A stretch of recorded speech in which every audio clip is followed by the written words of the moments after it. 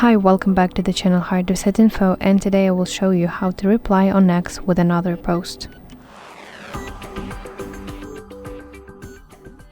So on X, replying with another post is done through the quote function. So first of all, let's find specific post that you want to reply to. Then you want to open it, and you have to tap Repost icon that is located below the post. It looks like two arrows in a square, so tap it and then choose quote. So basically you want to write your reply,